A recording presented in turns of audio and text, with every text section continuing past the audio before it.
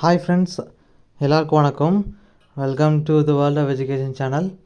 இந்த வீடியோவில் என்ன பார்க்க போகிறோம் அப்படின்னா, ஆர்ம் ப்ராசஸர் அப்படின்றத பற்றி தான் பார்க்க போகிறோம். ஓகே, இதில் பார்த்தீங்க அப்படின்னா, இந்த வீடியோ ஃபுல்லாக ஆர்ம் ப்ராசஸரை பற்றி பார்க்கலாம். ஓகே, ஃபஸ்ட் பார்த்தீங்க அப்படின்னா, இது வந்துட்டு இங்கே ஸ்க்ரீனில் பார்த்தீங்கன்னா தெரியும். இது பார்த்தீங்கன்னா ஆர்ம் கார்டெக்ஸ் M3 அப்படின்ற ப்ராசஸரோட ஆர்கிடெக்சர், இன்டர்னல் பிளாக் டயக்ராம்.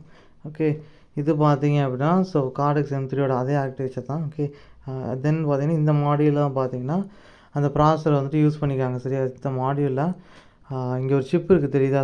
அது பார்த்தீங்க அப்படின்னா ஆர்ம் ப்ராசஸர் தான். ஓகே, இங்கே இருக்கக்கூடிய சிப்பு, அது வந்துட்டு ஆர்ம் ப்ராசஸர். இந்த ப்ராசஸர் தான் பார்த்தீங்க அப்படின்னா ஆர்ம் கார்டெக்ஸ் M3 இந்த ப்ராசஸர் வந்துட்டு இதில் யூஸ் பண்ணியிருக்காங்க. நெக்ஸ்ட்டு பார்த்தீங்க அப்படின்னா ஆர்ம் பிளாக் டயக்ராம். இங்கே பார்த்தீங்கன்னா தெரியும், இதுதான் பார்த்தீங்கன்னா ஆர்ம் ப்ராசஸரோட பிளாக் டயக்ராம். ஓகே, என்னென்ன இருக்குதுன்னு பார்த்தீங்க அப்படின்னா ரிஜிஸ்டர் ஃபைல் இருக்குது. இந்த ரிஜிஸ்டர் ஃபைலுக்குள்ளே எக்கச்சக்கமான ரிஜிஸ்டர்ஸ் இருக்கும். சரியா, எக்கச்சக்கம்னா ஆக்சுவலாக வந்துட்டு நிறைய கிடையாது, பர்பஸை பேஸ் பண்ணி நம்பர் ஆஃப் ரிஜிஸ்டர்ஸ் வந்துட்டு மாறும். சரியா, இங்கே வந்துட்டு ரிஜிஸ்டர் வந்துட்டு ஆர்னு சொல்லுவோம்.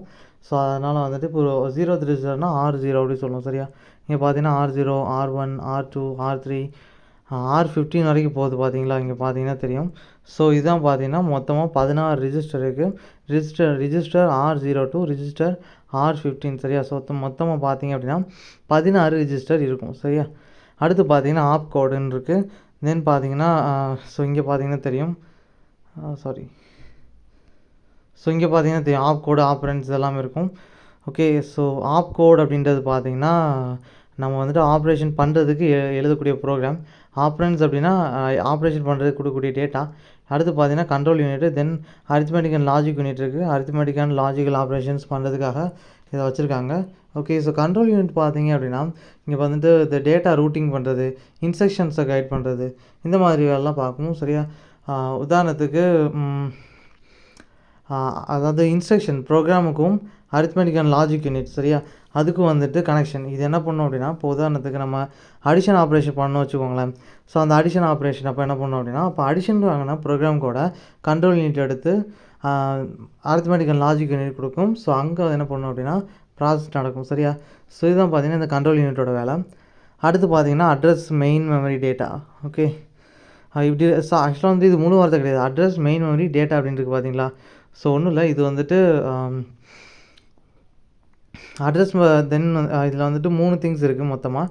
அட்ரஸ்னு ஒன்று, மெயின் மெமரின்னு ஒன்று இருக்குது, டேட்டா. தென் அட்ரஸை ஸ்டோர் பண்ணுறது அது ஒரு மெமரி தான். 3 மெமரி. அட்ரஸ் ஸ்டோர் பண்ணுறதுக்கு மெமரி, மெயின் மெமரி அப்படின்றது வந்துட்டு அது டேட்டா ஸ்டோரேஜுக்கு தனியாக வச்சுருக்கலாம். அதுக்கு ஆக்சுவலாக வந்துட்டு அதுக்கு தனி பர்பஸ் இருக்குது. சரியா, மெமரி வந்துட்டு பர்பஸ்லாம் வைக்க மாட்டாங்க. அடுத்து பார்த்தீங்கன்னா டேட்டா மெமரின்னு தனியாக ஒன்று இருக்குது. சரியா, இது 3மே பார்த்தீங்கன்னா வேறு வெரைட்டியில் டேட்டாவை ஸ்டோர் பண்ணுறதுக்காக வச்சுருக்காங்க. அடுத்து வந்துட்டு மெமரி அட்ரஸ் ரிஜிஸ்டர் அப்படின்னு ஒன்று இருக்குது. இந்த ரிஜிஸ்டர்னு வந்துட்டாலே என்னென்னா ஃப்ளிப்ஃப்ளாப்பை சீரியஸாக கனெக்ட் பண்ணி வச்சுருப்பாங்க. ஒவ்வொன்றிலையும் பார்த்தீங்கன்னா ஒரு பிட்டை ஸ்டோர் பண்ண முடியும். சரியா, இப்போ 8 பிட் ரிஜிஸ்டர் அப்படின்னா 8 ஃப்ளிப்ஃப்ளாப் பார்த்தீங்கன்னா சீரியஸாக கனெக்ட் பண்ணி வச்சுருப்பாங்க. இங்கே ரிஜிஸ்டரில் பார்த்தீங்கன்னா மெமரி அட்ரஸ் ரிஜிஸ்டர் அப்படின்னா இந்த ரிஜிஸ்டரில் வந்துட்டு மெமரி லொக்கேஷனோட அட்ரஸ் வந்துட்டு என்ன பண்ணிக்கலாம் அப்படின்னா ஸ்டோர் பண்ணிக்கலாம். சரியா, அந்த அட்ரஸில் தான் வந்துட்டு வேல்யூ ஸ்டோராக இருக்கும். ஒரு மெமரி எடுத்துக்கிட்டோம் அப்படின்னா எக்கச்சக்கமான லொக்கேஷன்ஸ் இருக்குது. எங்கே டேட்டா ஸ்டோரேஜ் இருக்குன்னு நமக்கு தெரியணும் இல்லையா. ஓகே, இங்கே பார்த்தீங்கன்னா ப்ரோக்ராம் கவுண்டர். சரியா, ப்ரோக்ராம் கவுண்டர் இருக்குது, வேறு மக்ஸ் இருக்குது. மக்ஸ்னால் மல்டிப்ளெக்ஸர் அப்படின்னு அர்த்தம். இப்போ பார்த்தீங்கன்னா உங்களுக்கு புரிஞ்சுன்னு நினைக்கிறேன். இது மெமரி பஃபர் ரிஜிஸ்டர் அப்படின்னு ஒன்று இருக்குது. வேறு அவ்வளோதான். ஓகே, எல்லா காமெண்ட்ஸ் பார்த்தாச்சு. பார்த்தீங்கன்னா ஆர்ம் ப்ராசஸர் பற்றி கொஞ்சம் பார்க்கலாம். ஓகே, இன்ட்ரடக்ஷன் வந்து பார்க்கலாம். What is ARM? ARM processor அப்படின்னா ARM holding develops ARM processor which are widely used in embedded system, IoT devices, smartphones, robotics, automotive system, medical electronics, consumer electronics. இதில் பார்த்தீங்கன்னா arm processor யார் வந்துட்டு develop பண்ணாங்க அப்படின்னா arm holdings, அதாவது arm அப்படின்ற பிராண்டோட ஓனர் தான். பார்த்தீங்க அப்படின்னா என்ன பண்ணியிருக்காங்க அப்படின்னா யார் ஓன் பண்ணியிருக்காங்களோ அவங்க தான் இந்த ப்ராசஸர் டெவலப் பண்ணியிருக்காங்க. இந்த ப்ராசஸரோட ஒரு பெரிய அட்வான்டேஜ் என்ன அப்படின்னா லோ பவர் கன்சப்ஷன். அதாவது பேட்டரி ஆப்ரேட்டட் டிவைஸில் கூட இந்த ப்ராசஸரை யூஸ் பண்ண முடியும். ஓகே, இது அப்ளிகேஷன்ஸ் எங்கெல்லாம் பார்த்தீங்கன்னா எம்பெடட் சிஸ்டம் யூஸ் பண்ணலாம், IoT devices, smart phone, robotics, automotive system, consumer electronics, medical electronics இதெல்லாம் பார்த்தீங்கன்னா யூஸ் பண்ணலாம். சரியா, தென் பார்த்தீங்கன்னா கண்டிப்பாக ப்ராசஸர் அப்படின்றப்போ அதுக்கு ஒரு ஃபிர்ம்வேர், தென் பார்த்தீங்கன்னா அதுக்கு இன்ஸ்ட்ரக்ஷன் கொடுக்குறதுக்கு ஒரு சாஃப்ட்வேர் இருக்கும். அது ஏதாச்சும் ஒரு லாங்குவேஜாக இருக்கலாம். இப்போலாம் பார்த்தீங்கன்னா C++, தென் பார்த்தீங்கன்னா பைத்தானில் தான் யூஸ் பண்ணுறோம்ல. அதே மாதிரி வந்து பார்த்தீங்கன்னா ஆர்ம் ப்ராசஸருக்கு கண்டிப்பாக ஒரு லாங்குவேஜ் தேவை. ஸோ அதுக்கு இன்ஸ்ட்ரக்ஷன் கொடுக்க அதுக்கு தான் பார்த்தீங்க அப்படின்னா தென் அதில் ஒரு பர்மனெண்ட் சாஃப்ட்வேரை ஸ்டோர் பண்ணணுன்னா கூட கண்டிப்பாக வந்துட்டு அதுக்கும் என்ன தேவை அப்படின்னா அதுக்கு வந்து தனி ஒரு லாங்குவேஜ் தேவை. ஸோ அதுதான் பார்த்தீங்கன்னா இங்கே வந்துட்டு என்ன அப்படின்னா ரிஸ்க். ஓகே, ஸோ ஃபஸ்ட்டு வந்துட்டு ஆர்ம் அப்படின்றதோட ஃபுல் ஃபார்ம் என்ன அப்படின்னா advanced RISC machine. Okay, so ARM processor are based on the RISC architecture. So RISC அப்படின்னா reduced instruction set computer. So இது ஒன்றும் கிடையாது, இது வந்துட்டு machine language. Okay, machine language இல்லை, அசம்பிளி லாங்குவேஜ். இந்த ரிஸ்க் அப்படின்றது பார்த்தீங்க அப்படின்னா இது வந்துட்டு ஒரு லாங்குவேஜ் தான். ஓகே, ஸோ இது என்ன பண்ணியிருப்பாங்க அப்படின்னா இந்த ப்ரோக்ராமிங் லாங்குவேஜ் தட் மீன் இந்த ரிஸ்க் அப்படின்ற இந்த லாங்குவேஜோட ஆர்கிடெக்சரை பேஸ் பண்ணி தான் வந்துட்டு அந்த ப்ராசஸரை கட்டமைச்சிருப்பாங்க. ஸோ இதோட அர்த்தம் என்னென்னு பார்த்தீங்கன்னா ஆர்ம் ப்ராசஸர் வந்துட்டு இந்த ரிஸ்க் அப்படின்ற இந்த அசம்பிளி லாங்குவேஜ் வந்துட்டு சப்போர்ட் பண்ணணும்னு அர்த்தம். நம்ம வந்துட்டு என்ன எழுதலாம் அப்படின்னா இந்த ரிஸ்க்கு அப்படின்ற இந்த ப்ரோக்ராமிங் லாங்குவேஜ் தட் மீன் இந்த அசம்பிளி கோடை யூஸ் பண்ணி நம்ம என்ன பண்ண முடியும் அப்படின்னா ஆர்ம் ப்ராசஸருக்கு வந்து இன்ஸ்ட்ரக்ஷனை கொடுக்க முடியும் அப்படின்றது அர்த்தம். ஸோ ரிஸ்க் அப்படின்றதோட ஃபுல் ஃபார்ம் என்னென்னா reduced instruction set computer. So இதில் பார்த்தீங்கன்னா ஆக்சுவலாக வந்துட்டு சிஸ்க்குன்னு ஒன்று இருக்குது, என்னென்னா CISC complex instruction set computer அப்படின்னு. அது வந்துட்டு ப்ரோக்ராமிங் லாங்குவேஜ் அசம்பிளி லாங்குவேஜ் தான், ஆனால் ரொம்பவே கஷ்டம். ஸோ அதை வச்சு ப்ரோக்ராம் பண்ணால் ரொம்ப கஷ்டன்றதுனால என்ன பண்ணியிருக்காங்க அப்படின்னா இந்த RISCன்றதை கொண்டு வந்திருக்காங்க, reduced instruction set computer. Okay, this means so இந்த ரெடியூஸ்டு இன்ஸ்ட்ரக்ஷன் கம்ப்யூட்டரில் பார்த்தீங்கன்னா என்னென்ன அட்வான்டேஜ்லாம் இருக்குதுன்னு பார்த்தீங்கன்னா இந்த ஆர்கிடெக்சரை ஆர்ம் ப்ராசஸரை யூஸ் பண்ணுறதுக்கு என்னென்ன இந்த ஆர்கிடெக்சருக்கு வந்துட்டு என்னென்ன அட்வான்டேஜஸ் இருக்குது அப்படின்னா சிம்பிள் இன்ஸ்ட்ரக்ஷன் தட் மீன் நம்ம கொடுக்கக்கூடிய ப்ரோக்ராம் எழுதக்கூடிய ப்ரோக்ராம் பார்த்தீங்கன்னா சிம்பிளாக இருக்கும். அதுதான் நமக்கும் தேவை, காம்ப்ளெக்ஸாக எழுதிட்டு இருக்க முடியாது, அது வந்துட்டு நமக்கு தேவையில்லை. சரியா, அடுத்து பார்த்தீங்கன்னா ஃபாஸ்ட் எக்ஸிக்யூஷன். ஸோ ப்ரோக்ராம் வந்துட்டு ரொம்ப நேரம் ரன் ஆகிட்டே இருக்கக்கூடாது, டக்குன்னு வந்து எக்ஸிக்யூட் ஆகணும். ஸோ அதுதான் வந்துட்டு தேவை. ஸோ இதில் பார்த்தீங்கன்னா ஃபாஸ்ட் எக்ஸிக்யூஷன் இருக்குது, அது ஒரு அட்வான்டேஜ். அடுத்து பார்த்தீங்கன்னா low power consumption. So power consumption கம்மி அப்படின்றதுனால வந்துட்டு பேட்ரி ஆப்ரேட் பண்ணுற ஒரு டிவைஸில் கூட நம்ம இதை பொறுத்து என்ன பண்ணிக்கலாம் அப்படின்னா யூஸ் பண்ண முடியும். அடுத்து பார்த்தீங்கன்னா எஃபிஷியன்ட் பெர்ஃபார்மன்ஸ். இந்த எஃபிஷியன்ட் பெர்ஃபார்மன்ஸ் அப்படின்னா இந்த லாங்குவேஜ் பார்த்திங்க அப்படின்னா அந்த ஆர்கிடெக்சர் அதோட வேலையை கரெக்டாக வந்து ரொம்பவே வந்துட்டு வெல்ஃபேர்டாக வந்துட்டு பண்ணிகிட்ருக்கு, ரொம்பவே வந்துட்டு நல்லா பண்ணிகிட்ருக்குன்னு அர்த்தம். சரியா, அடுத்து பார்த்தீங்கன்னா features of ARM processor. ARM ப்ராசஸரோட ஃபீச்சர்ஸ் என்னென்னலாம் பார்த்தீங்கன்னா first one low power consumption. So battery operate டிவைஸில் கூட யூஸ் பண்ண முடியும். அடுத்து வந்து ஹை ஸ்பீட். ஸோ இன்ஸ்ட்ரக்ஷன்ஸை ஹை ஸ்பீடில் எக்ஸிக்யூட் பண்ணும். அடுத்து ஸ்மால் சைஸு. ஸோ சைஸ் கம்மி, ஏன் அப்படின்னா காம்பேக்ட் ஆர்கிடெக்சர் தட் மீன் ரொம்பவே வந்துட்டு காம்பேக்ட் அப்படின்னு ஒன்றும் இல்லை, ஒரு சின்ன இடத்துக்குள்ளே முடக்கக்கூடிய ஒரு விஷயத்த சொல்லுவோம். ஸ்மால் சைஸ் அப்படின்னா வந்துட்டு இது ஸ்மால் சைஸாக இருக்கிறதுக்கான அர்த்தம் என்ன அப்படின்னா compact architecture that mean architecture வந்துட்டு ரொம்பவே வந்துட்டு ஃப்ளெக்சிபிளாக இருக்குன்னு அர்த்தம். சின்ன ஏரியாவுக்குள்ளே ஆர்கிடெக்சரை கட்டமைக்க முடிஞ்சிருக்கு. ரிஸ்க் டிசைன் அப்படின்னா ஒன்றும் இல்லை. ஸோ ரிஸ்க் அப்படின்ட்டு reduce instruction set computer. So இந்த லாங்குவேஜ் யூஸ் பண்ணதுனால இன்ஸ்ட்ரக்ஷன் செட் பார்த்திங்கன்னா ரொம்பவே எளிமையாக இருக்குன்னு அர்த்தம். அடுத்து பைப் லைனிங். இது improves the processing speed. So பைப் லைனிங்னா ஒன்றும் கிடையாது, ஒரு ப்ராசஸ் நடக்கணும்னு வச்சுக்கோங்களேன், அதை செக்ஷன் பை செக்ஷனாக பிரித்து ஒன்று கேஸ்கேட் பண்ணி வச்சுருப்பாங்க. இந்த ஓவரால் செக்ஷன் தான் பார்த்தீங்கன்னா பைப் லைனிங். ஓகே, ஸோ இங்கே பைப் லைனிங் யூஸ் பண்ணனால என்ன அர்த்தம் அப்படின்னா இம்ப்ரூவ்ஸ் ப்ராசஸிங் ஸ்பீட் அப்படின்ட்டு. தட் மீன் சிக்னல்ஸை ப்ராசஸ் பண்ணுறப்போ பார்த்தீங்கன்னா ஒவ்வொரு ஸ்டேஜும் வந்துட்டு அதோட வேல்யூ யூனிக்காக செய்யும். ஸோ அப்படின்றப்போ எந்த விதத்துலேயும் வந்துட்டு ப்ராசஸ் சஃபர் ஆக போகிறது கிடையாது. சரியா, நெக்ஸ்ட்டு பார்த்தீங்கன்னா இன்டரப்ட் ஹேண்ட்லிங். இந்த இன்டரப்ட் ஹேண்ட்லிங்கில் பார்த்தீங்கன்னா fast response to events.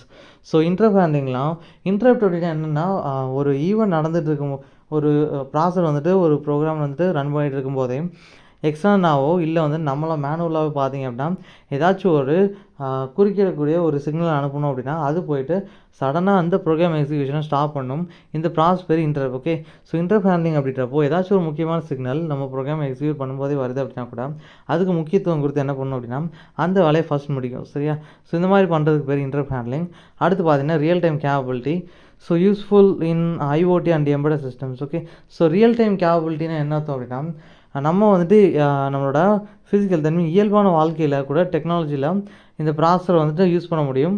So embedded system and IoT சிஸ்டம்ஸில் யூஸ் பண்ண முடியும். உதாரணத்துக்கு washing machine, microwave oven, automatic vehicles இதெல்லாம் கூட யூஸ் பண்ண முடியும். ஸோ அந்தளவுக்கு வந்துட்டு ரொம்பவே நம்பகத்தன்மையான ஒரு ப்ராசஸர். ஓகே, தென் பார்த்தீங்க அப்படின்னா ஸ்கேலபிள் ஆர்கிடெக்சர். ஸ்கேலபிள் அப்படின்னா என்ன அர்த்தம் அப்படின்னா ஒரு விஷயத்தை வந்துட்டு நம்ம ஒரு சின்ன அதோட ஆர்கிடெக்சரை பார்த்தீங்கன்னா மாற்ற முடியணும், அதையும் தாண்டி சின்ன வடிவங்களை பார்த்தீங்கன்னா சின்னதாக மாற்ற முடியணும். இந்த மாதிரி பண்ணுறதுக்கு பேர் தான் ஸ்கேலபிள். ஸோ இது வந்துட்டு ஸ்கேலபிள் ஆர்கிடெக்சர் அப்படின்னு என்ன அர்த்தம் அப்படின்னா, so from small controllers to the powerful CPS. So இதோட ஆர்கிடெக்சரை பார்த்தீங்கன்னா சின்ன சின்ன கம்ப்யூட்டர்ஸ்லேருந்து பவர்ஃபுல் சிபிஎஸ், ஓகே, ஸோ அது வரைக்கும் வந்துட்டு யூஸ் பண்ண முடியும். ஸோ தென் பார்த்தீங்கன்னா இதோட ஆர்கிடெக்சரை வந்துட்டு மாற்றவும் முடியும், சரியா. சின்ன ஆர்கிடெக்சராகவும் மாற்ற முடியும். தென் பார்த்தீங்கன்னா அப்ளிகேஷன்ஸுக்கு போகிறது கொஞ்சம் காம்ப்ளெக்ஸ் அண்டு ஆர்கிடெக்சரலி கொஞ்சம் பெருசாக இருக்கிற இதையும் வந்துட்டு யூஸ் பண்ண முடியும், சரியா. ஸோ இங்கே பார்த்தீங்கன்னா இது வந்துட்டு ஆம் ப்ராசரோட இமேஜை போட்டிருக்காங்க, ஒன்றும் இல்லை. ஸோ என்னென்ன வெரைட்டி இருக்குது அப்படின்னு, so scalable and compatible architecture இருக்குது பார்த்தீங்களா. ஸோ ஸ்கேலபிள்னால் நான் முன்னாடி சொன்ன மாதிரி தான்.